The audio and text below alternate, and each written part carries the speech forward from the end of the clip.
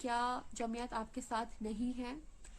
लेकिन मैं ये क्लैरिफाई करना चाहती हूँ कि जमीयत डे 1 से हमारे साथ है और मैंने कभी डाउट नहीं किया कि जमीयत हमारे साथ नहीं है।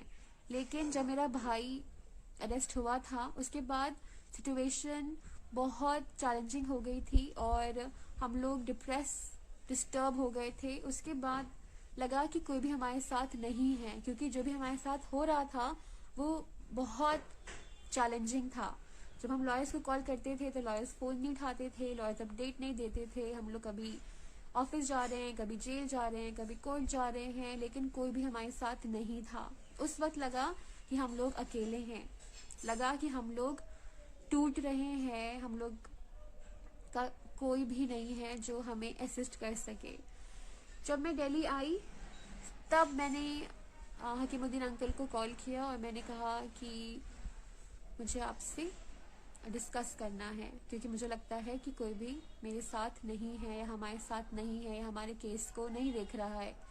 तब अंकल हमारे घर आए थे और अंकल से हमने फ्रैंकली बात किया जो भी हमारे डाउट्स थे, और अंकल से मैंने कहा कि उस वक्त सिचुएशन बहुत डिफ़िकल्ट था और हमारे साथ बहुत सारे फैक्टर्स थे जिसकी वजह से लगा कि हमारे साथ कोई भी नहीं है।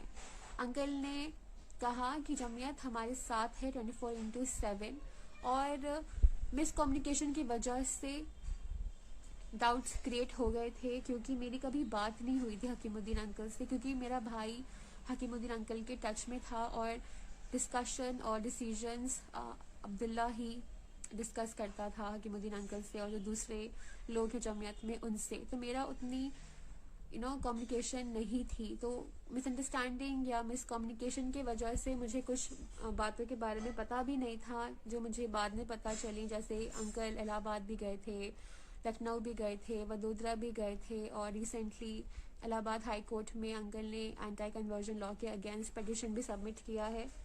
तो बहुत सारे फैक्टर्स हैं जिनके बारे में मुझे अंकल से डिस्कशन के बाद पता चला और अंकल ने बहुत अच्छे तरीके से मेरे डाउट्स को क्लैरिफाई किया और अंकल ने ये भी कहा कि जमीयत हमारे साथ है 24/7। तो अंकल की बातों से लगा कि मैं गलत सोच रही थी कि हमारे साथ कोई भी नहीं है, लेकिन अब मुझे यकीन है और मुझे तसल्ली भी है कि हम